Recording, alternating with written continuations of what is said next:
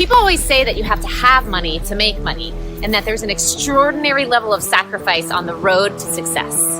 So how is it that investors like us, who didn't start out with much money and who don't rely on banks and credit, how is it that we can increase our income and build our wealth in a way that doesn't require us replacing one full-time job with another while still enjoying the things in life that matter most to us?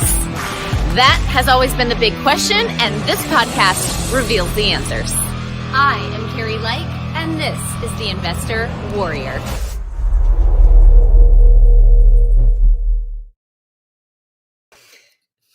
Hey guys, and welcome to the Investor Warrior. Can you hear me crunching? Howie is crunching in my ear right now on a cracker, and it's really annoying. I'm hungry. Anyways, welcome back to the show. Happy New Year. I don't think we've been on, you and I, live since the new year. So our world's been a little bit crazy. What? Our whole family got COVID after we got home from ski. We think. No, yeah. I think I did. Anyways, and so the world of COVID, it's been hard navigating that with kids and school and quarantines. And so our life has just been a little bit crazy. And we have a new office. We just opened up a new office in Sanford, Florida. We just hired a new operations manager who's working full time for us. So lots going on. There is a lot going on. Yeah. So we wanted to jump on here because Howie just went out to Tucson, Arizona. Right? Arizona. And it was a real estate event. It was a real estate event. You have crackers all over your face. It was a real estate event. And he spoke at that event also. Yeah, I was a teacher's assistant. Yeah. A TA. Yeah. And so this is, if anyone is interested in learning more about the event, it's it's called Power Players. And this was your second time going? It was my second time. Yeah. I was a student attendee last time. Okay. And a TA this time. Yeah. Okay.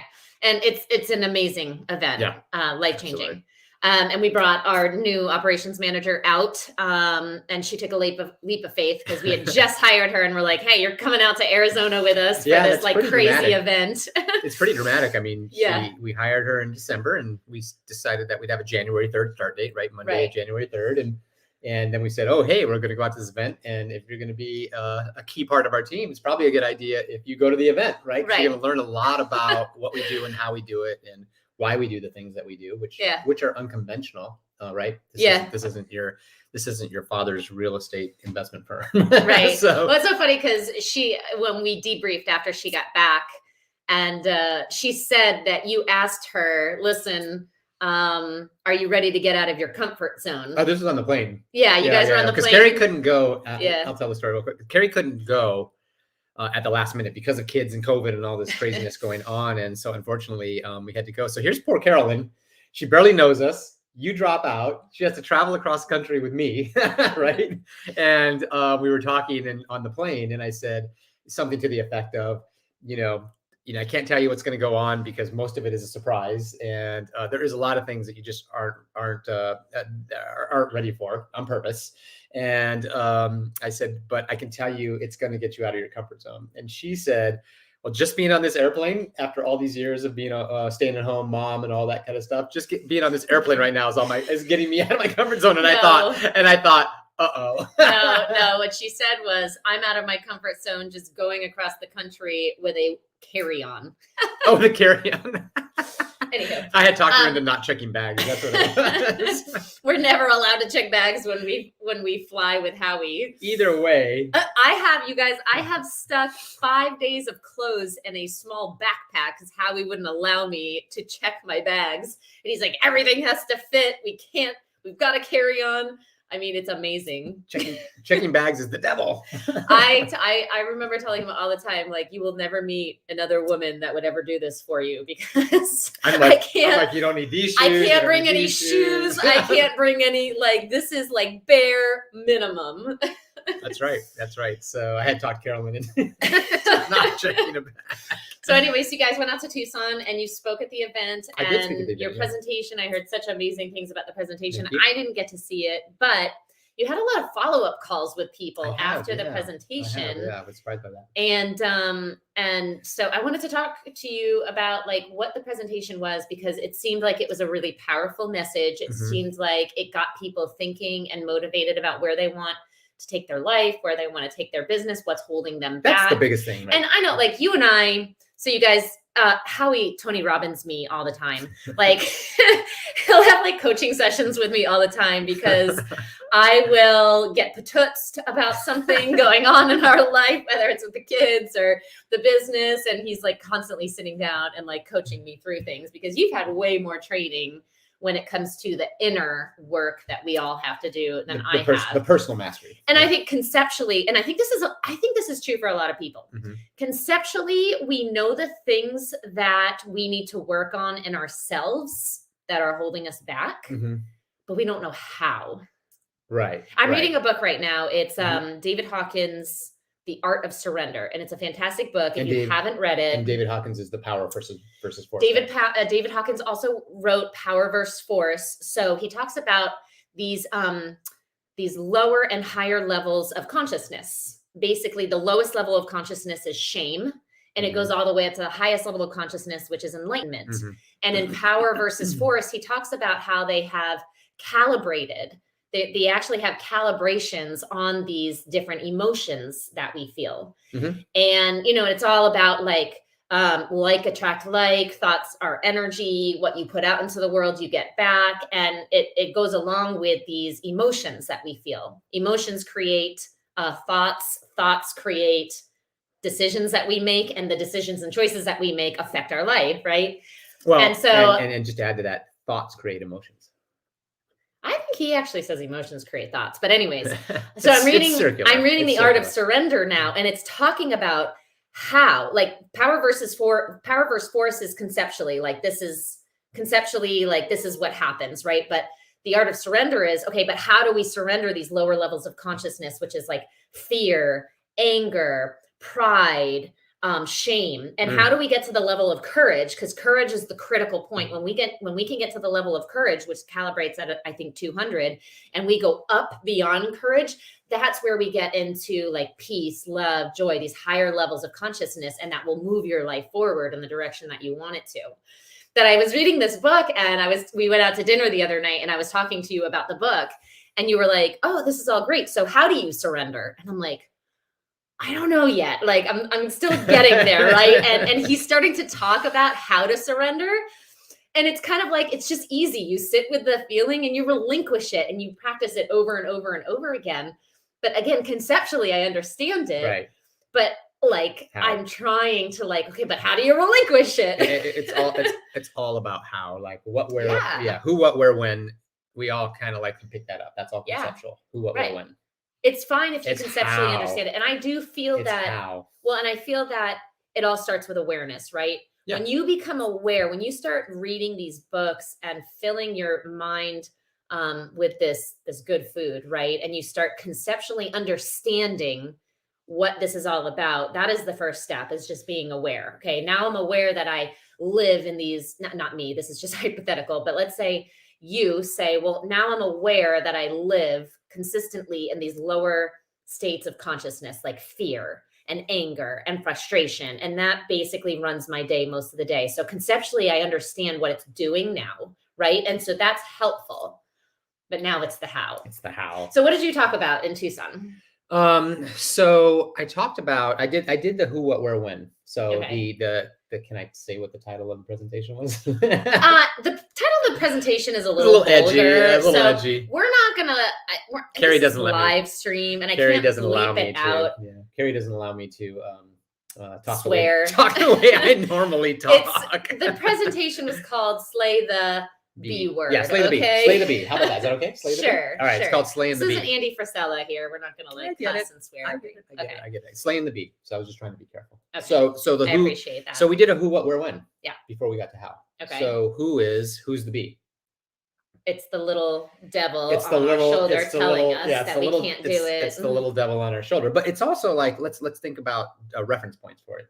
You know, the Buddhists call it the monkey mind. The Buddhists and some other religions call it the monkey mind. It is the absolute chaos that's coming at you from all kinds of different directions that does not allow you to be still. That does not allow you to be clear.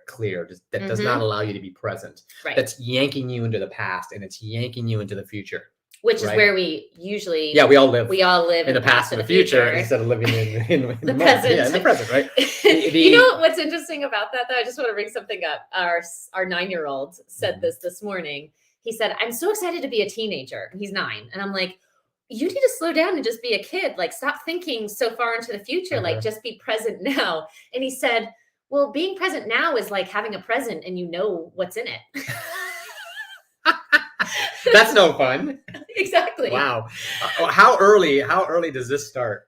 Right. Yeah. And I thought to myself, oh my God, he's 9 years old and he's already living in the future. Yeah.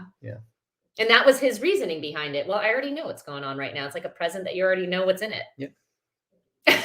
Anyways, go ahead. May I? Yes. Go ahead. Miguel Ruiz in The Four Agreements beautifully talks about the mitote. A lot of people, I think a lot of people, this one kind of flies by them. But the mitote is the 1,000 voices. Kind of sound familiar to the monkey mind? It's the 1,000 voices that are coming at you, again, in chaotic ways. But the way that he bends it is that they're reflecting off of the smoky mirror. So it's not real. It's these different perceptions of the past and projections of the future. And it dragging us into the past, not allowing us to be clear, looking at things through a smoky mirror, which is it's like standing in front of mirrors, at the fun house, and they make you look all goofy ways and things like that. It's not what you really look like. It's not what's really happening. Right. And so these are all coming at you in the mitote. At the event, Greg Pinio, who's the guy that runs the event at Power Players, he calls it the anti-you. The anti-you. And I was the last of all the TAs, which about five or six of us that presented. And so everybody referred to the anti-you. Culturally, over hundreds of years, culturally and religiously, most people have referred to it as the devil, Satan. Right. And I think I refer to it as the bee. Okay. Right. And I think my whole point is, it's the same thing. Right. It's not you. Right. It's not, guys, it's not you. It's not you, it's it. It's not you, it's it, right? And so in my presentation, I had a little devil, and the devil pops up on the shoulder. Or a lot of people will say it's ego. So in David Hawkins, he talks about the ego. Yeah, the ego is your smaller self. It's the self that doesn't allow the larger self to shine through, because it's constantly trying to quiet the smaller self. Maybe there's a connection there. There's a connection, but it's not the same thing, because mine is a third-party entity. There's an actual devil on your shoulder? Yeah, it's actually, this stuff is coming from an external force, an external source, an external energy. So there's something there right now? Well, well, what do you mean? You are much harder to talk about this through than my audience was. Like, what does that mean? What do you mean? Okay. It's okay. The ego is this. Let me answer your question. Okay, go ahead. I'm talking about it in a third-party sense, okay. Right? There's the 1,000. There's the monkey mind coming at you. There's the 1,000 voices coming at you. Yes. You being you, they being them. The ego is them. Stop. Let me answer your question. Okay. Okay. The anti-you is not you. It's it. Right. It's him. Or correct. Her, okay. It's separate. Yes. Okay. The bee is separate. Right. It's coming at you. The little devil that pops up. Boop. Yes. Boop. You're not enough. Boop. Yes. You're a fraud. Boop. Yes. Right? You can't do this. Boop. What if you waste all your time? Boop. It's this energy coming at you. It is not you. Now, what you described, Michael Hawkins, is the ego is a lower form of yourself, not separate. And I think that they're somewhat related. And look, we're speaking philosophically. And so I think that it's a waste of time a little bit. Sure. To split hairs. Sure. All right. The whole thing. So I know you're all about Michael Hawkins right now because you're reading that. David, whatever. No, it's Michael Hawkins. Is it? Yeah, it's Michael Hawkins. You're all about Hawkins right now because that's what you're reading. But I'm telling you, there's a slight distinction, but it doesn't matter in this conversation. My ego is kicking in, and I want to. Your ego is kicking in, and so is your mouth. I'm living in a pride. My lower level of consciousness pride is not letting go. It's shining through a little bit. Letting go. What are you supposed to be doing in this book? Relinquishing. I'm going to relinquish my pride here, and I'm going to let you talk. And you're right. No, I'm not right. We're just talking about perceptions of philosophy. I understand. And so I really look at it, and it's powerful for me to look at this as a third-party force. It is not me. Right. It is not you. It is a force that's coming at you, a negative force, a yin and a yang. Yeah. Dark and light. So it's the enemy. It's the enemy, right? And the enemy is ever present. Which is interesting because Russell Brunson talks about the two journeys, the hero's two journeys, and there's always a villain, right? There's always a villain in the movies. There's always a villain in life, and this is kind of like our villain. Our biggest villain is ourselves. Yes, except he never goes away. Right. It's a constant battle. It's constant as we grow. Yeah. And that's okay because it's there. It's there to help us grow. Yeah. Right? I would say that limiting beliefs never go away because as you grow, the limiting beliefs change. My limiting beliefs today are not the same as limiting beliefs when we first started. Okay. Right? They're different. Correct. They're different. Correct. They've evolved. They're bigger or better or whatever. But the little devil still keeps popping up, right? Correct. Okay. Yeah, and it's the same message, right? Behind it all. Sometimes. Really, behind it all, the core of it is you can't do this. What if you fail? Yeah. What if you make a mistake? Or it evolves. Like, I've had colossal failures in my life. So before that, the devil didn't talk to me about that because they weren't in my life. After the colossal failure, later, that's the message that was being fed me. So they can evolve. So let's talk about the how. How do I haven't even gone through what he does because you keep interjecting. And how long do we have? Really passionate about this. How long do we have? All right, I'm shutting my ego off. Go. This is the second time she said she's gonna shut the ego off. I just get really just excited. For the record. I just get really excited. I know you do. That's what I love about you. It's difficult to navigate through. Welcome to this is like constant all day long. Who, what, where, when, okay, and how. I can't even get past who right now. Okay. You want to jump to how? All right, let's Why? Let's chop. Because you're impatient. No. It is. Tell them you're impatient. No, I'm not impatient. This is fire ready aim. Well, you guys, it's true. Let me get back to that. I think a lot of us are impatient as entrepreneurs because we want to know how. Like, how do we do this? How do we get to where? Like, I just want to get to the how. I understand it, right? We have a business real estate coach, and we are constantly laughing because Carrie is fire.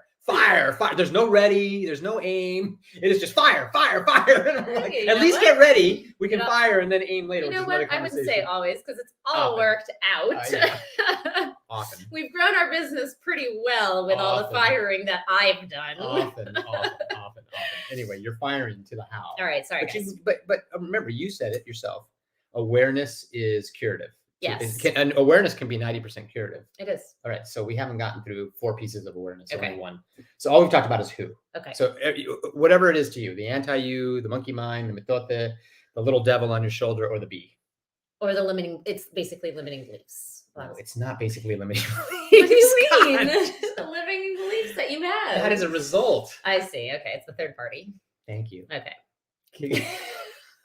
Wow. I need another coffee. Okay. That's who. Yeah. Now what? Let's talk about what really. I think we can get through this quickly. What? Let's call it the devil. We'll go with the devil. Little devil popping up because we all can relate to that in American culture, right? Boop. Do it. And then the angel pops on the other side, right? So boop. You're not good enough. Boop. You're not worthy. Boop. You're a fraud. Boop. What if you do this and waste your time and lose all your money? Boop. Right? So it's going to be the little devil popping up. Now, what is the devil after? What is he trying to accomplish? What is he driving in you? It's one word. Fear. Yeah. It's all about fear. Now, I'm going to break that down even further. It's fear of 2 things. I think you know what they are. What are they? Now you can. Can I interject? Yes. Really? Now you can exercise your ego. Wow, thank you. And tell me what the 2 things are. Fear of failure. Number 1. What's the other one? Fear of, I would say mistakes or failure. Rejection. Okay, yeah. It's tip of my tongue. It comes down to failure and rejection. The reason that public speaking is number 1 fear in every poll and stat that they've ever done. Fear of failure. Even before death. Yes. Even before death is because it is a massive combination of failure and rejection. Isn't that amazing? Rejection. Fear of failure is higher than fear of death. So let's go back. Who and what? So who? Boop. Yeah. What? Fear. Okay. And so what does that do to us? Creates emotions and feelings and thoughts. Well, it holds us back because we have a scenario or an opportunity that we need to or want to. Need to or want to. Could be both, right? Need to and want or want to. We start to face it. The little devil pops up. Boop. Yep. it starts feeding us all of this fear. Mm-hmm. We hold back, and the action then needed right. to handle the opportunity / scenario Mm-hmm. is then X'd out. Boom, boom. We Mm-hmm. freeze, we don't do anything, or Yeah. we make bad decisions around it because we're just flat out afraid. And we're flat out afraid because this third party force, boop, is popping up. Yeah. And in your ear constantly. And fear can be paralyzing. You know, I learned from Deepak Chopra 15 years ago on a talk that he did, kind of like this, back before podcasts, where they used to send you little CDs of talks like this. Mm-hmm. You know, he talked about the 10,000 thoughts that human beings have every day. Human beings have 10,000 thoughts every day. But he immediately qualified that by saying the problem is it's the same thoughts over and over again. Mm-hmm. And the boop is feeding that constantly feeding it, making sure that those thoughts are in there and that the fear is being stoked. That's interesting, because now you can see if you have 10,000 thoughts a day and the primary focus of those thoughts is the devil, what the devil's telling you, you can see how quickly this turns into a habit. Oh, yes. Thought. Yeah. And it's really hard to break. Well, what it is, really hard to break. The habit is otherwise depicted as a pattern. These patterns in your mind. So they are literally electrical firing that is going on in your brain that's getting stronger and stronger and stronger. The myelin sheaths around the wires in your brain are getting stronger, which insulate the electric and the nerves in your brain. And it literally just, it's like this super powerful electrical impulse going on quickly and efficiently. And it acts like an old time record player. Yes. It's going round and round and round. So and it's got grooves that it has created. And the needle's not coming out of those grooves. And it can be triggered until you disrupt it. It can be triggered very easily. Until you scratch it and disrupt it and build a new pattern. But that's a completely different conversation. Yes. Okay. So we got who and we got what it's doing. Where? When. Who, what, when. Okay. Right? When. Okay. When does these things trigger? We all have neurological triggers.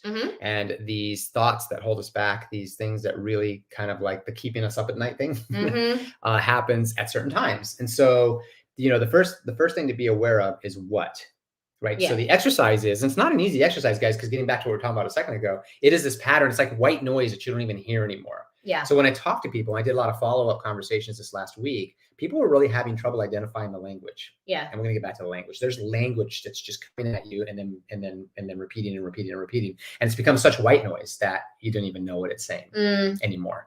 And it's like if somebody turned off that loud fan, all of a sudden you would go, oh my gosh, it's quiet, right? But that's what's going on with a lot of people. So it is, the exercise here, by the way, is to really, with the what is that language? What is it being told? What is it telling you? Right. And so, you know, when something happens or when you feel that pain in your gut, the anxiety, you know, all of that kind of stuff about stuff, that means there's language going on in your head. Even though you haven't consciously ripped it out, that's when you stop. Try to hear the language. Remember, it's coming at you.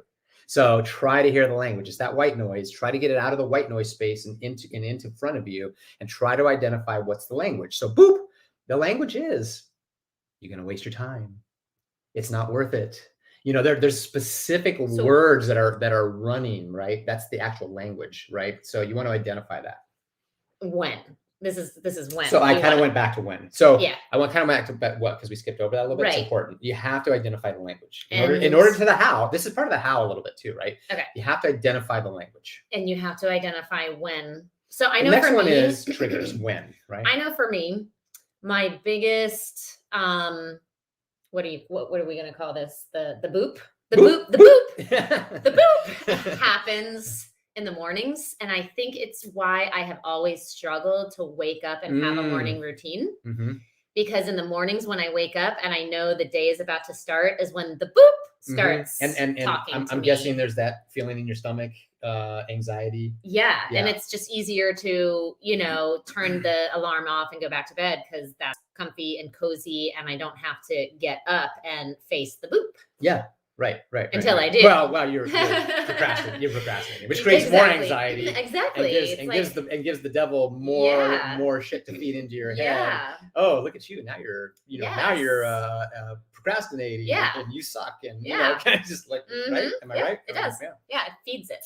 Yeah, so that's my when. Yep. So when is really important. Triggers, right? This happens to us at different times with different issues in different areas. And so identifying the when and the where. The when and the where kind of go together. So why? So there's who, no what, why. When, where? There's who, what, where, when. Why? Why? Because we're human and it's part of the human condition. Why actually isn't in here? So you're not doing level 5 listening here. There's no why.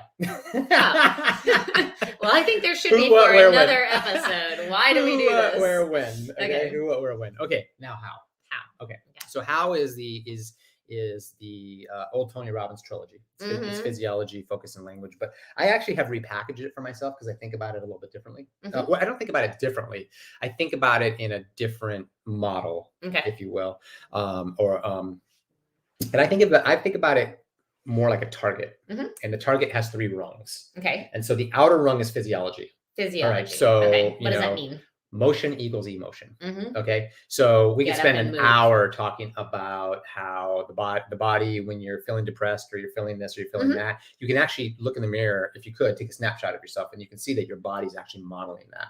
And so, getting up, walking around. I like to talk when we're talking to clients, sellers, things like that. I like to stand up, right? That's emotion equals emotion. When I did dating coaching, the first thing I would talk about is how much I hate the dinner date. Yeah, sitting and talking. It's sedentary. It's slumping in your chair. Right. Like when you and I met, now we you're were doing, struggling. We did salsa lessons. That's like when we did stuff. Dates were salsa lessons. Right. And you thought that was by accident because they were and it was active fun. And they were active, right? And we would laugh and it created energy and all that kind of stuff, right? Yeah. And so motion equals emotion. So that's huge. And we don't have time to spend the hour talking about all these examples, but motion equals emotion. So for me, we talked about your trigger. We talked about my trigger. One of my triggers, and lately, and I've talked to you about this a lot lately. Lately, I've been doing the kind of having trouble going to sleep thing. We get so much stuff going on, right? Yeah. And then boop, boop, boop. And, I'll start to go to sleep and then kind of wake up and man, that's the trigger. Yeah. Boop, boop, boop. And I just get super anxious and I can't sleep and that's a bad thing. And so my physiology has been to get up. Now, I'm not going to get up and start dancing, right? Like it's 11 o'clock at night. That's just not, I could, but what I have been doing that's been helpful is I get up, which is physiology, right? I get up and I have my journal now. Okay. And I take my journal out. And this is going to lead, by the way, to the second rung, the target, which is focus. Okay. I've handled a little physiology. I'm not laying there anymore. So I've gotten up, I stand up, I get my journal out and I start to write. So that's the action part. Now, what I start writing about is the focus part. Okay. It's focus and language. So that's the next rung. That's the next run is focus. So if you imagine a target, physiology is on the outer target, and we're going into the to the middle, and now it's focus. Focus towards the middle. Yeah. Correct. 3-rung target. Yes. Excuse me. So now what I decide to focus on is all the things that's going on. So I'm going to hit it head on, right? Because action cures anxiety. Yes. So the action that I'm taking at 11 o'clock at night is actually writing down the things that are on my mind. And I write from an intentional standpoint, I start to write down what my intention is for tomorrow. My intention is this, my intention is that. So now I'm quickly transitioning from action to focus, which is my intentions, to language, which is the centerpiece. Now I think language is everything. And that's why I look at this model as a target as opposed to a equal-sided triangle. Okay. Because language is everything. That's that's what's going on here with the boop. It's language. It's language. Your focus, right? Yeah. It's the driver. It's circular. It's circular, which is why the triangle kind of makes sense because you're circling around. But for me, it all kind of begins and ends with language. Okay. Language is what the little devil is attacking you with. It's the stories that are going on in your head. Right. And he's sending you backwards because he's attacking the language. And then the language then affects the focus. Right. Now I'm looking at all the negative. Affects the physiology. And then focus affects the physiology. So he's driving it back outwards. Yeah, that's funny. I hadn't actually thought about it that way until just now. He's driving it back outwards. Right. And I'm going to drive it back inwards. And picture the arrow, right? I'm going to slay him. This is why it's called slaying the bee. I'm going to slay him by driving it back inwards and attacking the language. But I can't get to the appropriate language if I don't handle the physiology and I don't handle the focus. Right. Okay. Yeah. Because if you're focused on the wrong things, right, then you're going to have the wrong language. If you're looking at the wall, what I call the wall. Yes. Oh, are we going to have enough capital for this deal? Oh, are we going to run out of money by the end of January? We're entrepreneurs. We think about this stuff. Right? Yeah, absolutely. Or if we only eat what we kill. Or if you're first starting out, you're like, oh my God, am I going to be able to do this? Yeah, sure. That's all that's the focus, right? It's looking at the wall as opposed to looking at where you're going. Right. Okay. And so with my little exercise at night, I handle the action, I handle the focus, and then I just start thinking about my intentions is the language around where I'm going. So the intention and focus, but they're different. They are distinctly different, but they're so locked together, right? Right. Or in the triangle, I like that. Or in the triangle, they're circular. Yeah. But yeah, the devil's driving it out and we're driving it back in. Yeah. So that's what's going on. Yeah. So that is it in a nutshell. You know what I like about that? You know what I like about the way that you describe it? Because I've been to the Tony Robbins seminars too, where it's a triangle. Physiology is on one point, focus is on one point, focus and language, and then the language is on another point. But what I like about what you're saying is that I know for me, when I'm super stressed out and the boop is talking really strongly to me, that if I were to focus on the language first, I really struggle with it because it's like fighting. It's fighting an opposing force. It becomes affirmations. Well, no, and what happens is, by golly, people like me. What happens is like, so let's say I'm angry, right? And I recognize that I'm angry. And then I try to change the language that's going on in my head. But then I get even angrier because I can't change it. And it like feeds do you know what I'm saying? Oh, I've seen you angry. Yeah. No, but do you understand what I'm saying? Yeah. I think we all do this. Because you're not handling all do this. All three. It's almost like you get frustrated with the frustration, or you get angry with the angry, or you get fearful with the fear. It's like it just fuels it. Right. And so when working on physiology is something I can't do. Like if I'm fearful about something, let's just say I'm starting out new and I am super afraid to make an offer, right? Like it's paralyzing. It's my very first offer to a seller. I am paralyzed. I can't make the offer because all of these stories are going on in my head about the future. What if they get mad at you? Yeah. What if they yell at you? I'm playing a story in my head about what the future is going to look like after I make this offer. Am I going to make a mistake? Am I going to fail? Yada, yada, yada. Right? Am I going to be rejected? Am I going to be rejected? If I'm paralyzed by it, I get up, I go for a run first, or I work out first, or I jump on the trampoline first, or I do a dance first. It almost like it breaks that pattern so that I can now refocus and start giving myself better language. But it can be really hard to break that without that physiology piece for me. And I know for most people. Yeah. And exactly. And the reason I like my little nighttime thing is because it didn't require me to go for a run. Right. Yeah. So the actions can be the activity. I mean, it can be sitting up straight and smiling. Yeah. Right. And stuff like that. I'm the same way. If I go for a run, I'm in a really good frame of mind and things like that. I kind of meditate and break through and stuff, but it's not always practical or available to you and stuff like that. There are a lot of little things that you can do to handle the physiology. I know that with like our kids, so you can apply this to any area of your life. All areas, yeah. With our kids, we've had some frustrating nights sometimes or mornings. That's putting it mildly. Yeah. And I know that sometimes I have done this before in the past, and maybe I need to start getting back to it, where I will literally remove myself from, the kids' chaos for a second. I will go upstairs and I will literally just like do a jiggle my body around. Really? I miss all the good stuff. Yes, I had. I used to like salsa dance. I would like salsa dance real quick. And then I would come back downstairs and like handle the problem. And it helped. When was the last time you did that? Well, it's been a while. And this is, and I'm glad you brought that up because we so easy forget these techniques. It's so easy to forget the things that we should be doing and not maintain a discipline on a daily basis. Like it's given me some ideas. Okay, in the morning, maybe we have that small trampoline that you bounce on in the, what if I just got up and like bounced for 5 minutes right out of bed onto the trampoline, and like, that's my physiology, because when I get up, I tend to like, okay, let's like, gotta go get my coffee. Yeah, the devil. And then I usually I want to read, like I want to sit and read, and that's not moving my body. It's really sedentary. Yeah. So now it's giving me ideas. Like maybe I'm just gonna bounce on our trampoline for 5 minutes to get up. I'll have to bring it upstairs, but okay. Thank you. But it's okay. We're humans. It's easy to forget the things that we should be doing. Oh yeah. It's easy to get wrapped up in the boop that's constantly talking to us. Mm-hmm.